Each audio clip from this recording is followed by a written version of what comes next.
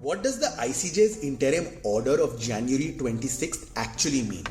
Now, before diving into the order, let us look at the definition of genocide.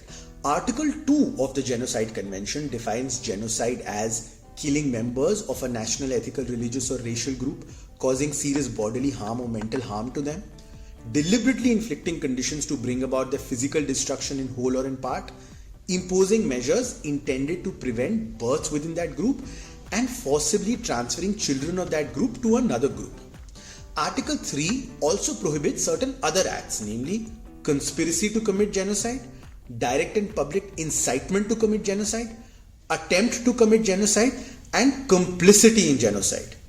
In this background, now let us take a look at what the order says. The first issue that the ICJ had to decide was whether it has prima facie jurisdiction to even hear the case. Israel, of course, argued that ICJ should dismiss the case because Israel has not violated the Genocide Convention.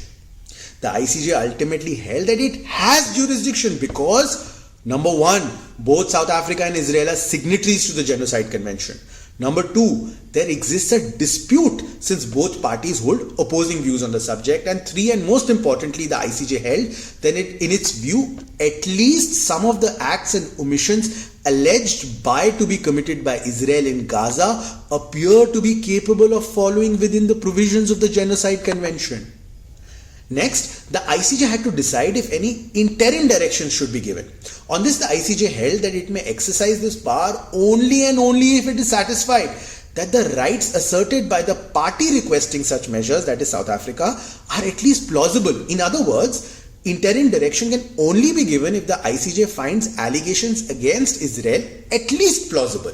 Now, the ICJ relied on multiple UN reports, statements from various UN officials, as well as statements from Israeli politicians and ministers to conclude that at least some of the rights claimed by South Africa and for which it is seeking protection are plausible. The next issue was whether South Africa has made a case for urgent reliefs. To this, the ICJ held that provisional measures will be exercised only if there is urgency, in the sense that there is a real and imminent risk that is irreparable and will cause prejudice before the court gives its final decision. The court finally concluded that catastrophic humanitarian situation in the Gaza Strip is at serious risk of deteriorating before the court renders its final judgment. Now, on the basis of all of this, the ICJ ultimately held this, that Israel must ensure compliance with the Genocide Convention and prevent commission of genocide. It must take all measures to prevent and punish those involved in direct and public incitement to commit genocide. It shall take immediate and effective measures to enable basic services and humanitarian assistance to Palestinians in Gaza. It must take effective measures to prevent the destruction and ensure preservation of evidence related to the genocide allegations, and must submit a report within a month to the ICJ on all measures taken by it to give effect to this ICJ's order. So, while there is no direct order on Israel asking them to stop bombing, and the actual case of genocide will probably take years as a full-fledged trial takes place, this order certainly has enough findings where the ICJ has held that there is a plausible evidence of genocide against Israel. Now the question is, what next? Will Israel actually submit its compliance report within a month? Will other countries rethink their diplomatic ties with Israel?